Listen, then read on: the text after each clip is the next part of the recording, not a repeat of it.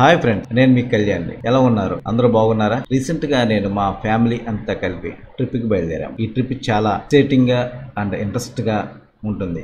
ఈ ఎక్సైట్మెంట్ నేను ఒక్కడనే కాదు, నా సబ్స్క్రైబర్స్ కి అలాగే వ్యూవర్స్ కి నా కళ్ళతో చూపించాలని నేను ఎంతో కష్టపడి తీసిన వీడియో ఇది. సో మీరందరూ ఈ వీడియోని స్కిప్ చేయకుండా ఎండింగ్ వరకు చూడండి. మీకు కానీ ఈ వీడియో నచ్చినట్లయితే ప్లీజ్ లైక్, షేర్, సబ్స్క్రైబ్ చేసి నన్ను సపోర్ట్ చేయండి. ఇలాంటివి మరెన్నో వీడియోస్కి చేసి మీకు చూపిస్తా. సో ఫ్రెండ్స్, లేట్ చేయకుండా మనం వీడియోలోకి వెళ్ళిపోదామా?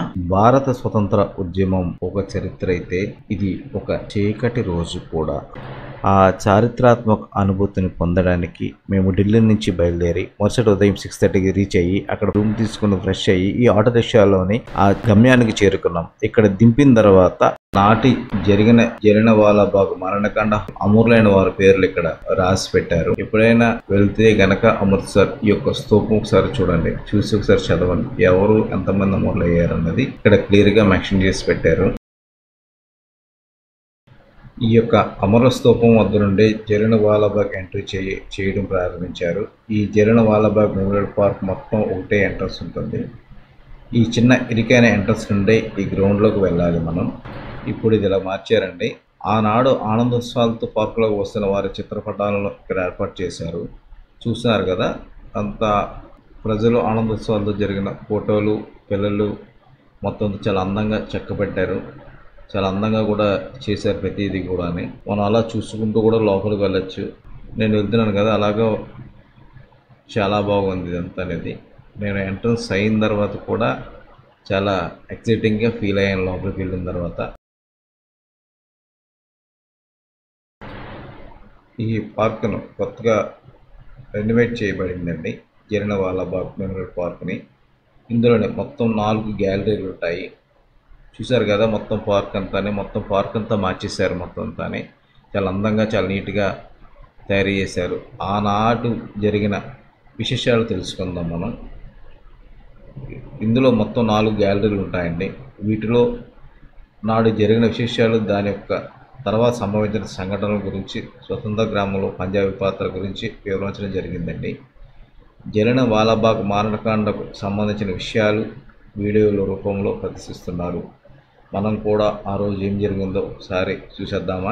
హాయ్ ఫ్రెండ్స్, ఇది 1919 ఏప్రిల్ 13 భారత స్వతంత్ర ఉద్యమం చరిత్రలో ఇది ఒక చీకటి రోజు. జలియన్ వాలాబాగ్ వేలాది మంది భారతీయుల మీద విచక్షణారహితంగా కాల్పులు జరిపి వాళ్ళ మరణానికి కారణమైంది ఈ బ్రిటిష్ ప్రభుత్వం. ఈ సంఘటన చరిత్రలో జలియన్ వాలాబాగ్ దురాగతంగా చదువుకుంటారు. ఆల్రెడీ మన పాఠ్య పుస్తకాల్లో కూడా చదువుకున్నాం ఈ విషయాన్ని. దీనికోసం తెలుసుకుందాం. ఈ స్వతంత్ర ఉద్యమం వేలాది మంది భారతీయుల అమరులయ్యారు. అలా మరణించిన వారిలో అన్ని మతాలు కలిసి ఉన్నాయి.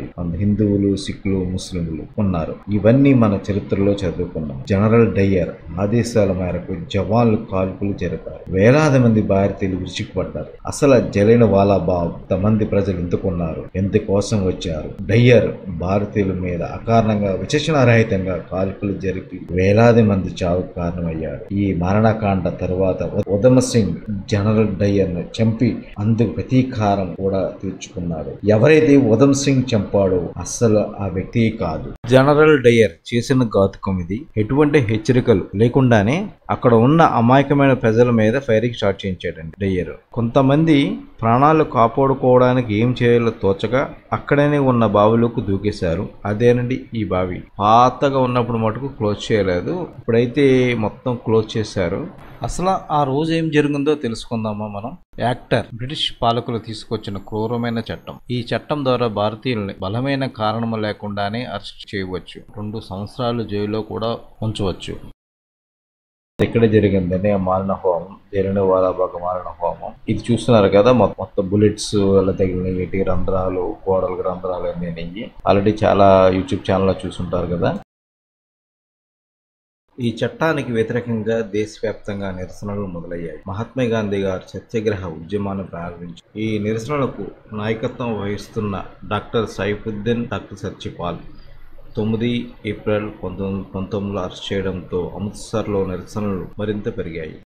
ఈ జనరల్ డయ్యర్ నిరసనలను అణిచివేయడానికి ప్రత్యేకంగా నియమించబడ్డ ఒక ఆంగ్లేయ అధికారి. ఏప్రిల్ 13, 1919 ఉన్న జలియన్ వాలాబాగ్లో నిరసనకారులు వేల సంఖ్యలో పోయారని జనరల్ డయ్యర్కి తెలిసింది. శాంతియుతంగా సమావేశమైన ప్రజల మీదకి తన బలగాలను ఉసిగొల్పాడు జనరల్ డయ్యర్. అక్కడకు వచ్చిన ఎంతోమంది అమాయక ప్రజలకి అక్కడ ఏమి జరుగుతుందో అసలు అర్థం కావడం లేదు. ఈ స్తూపాన్ని చూస్తున్నారు కదా, ఇది జలియన్వాలాబాగ్లోని అమరులైన అమర స్తూపం అండి. అది అక్కడ నిత్యం జ్యోతి వెలుగుతూ ఉంటుంది.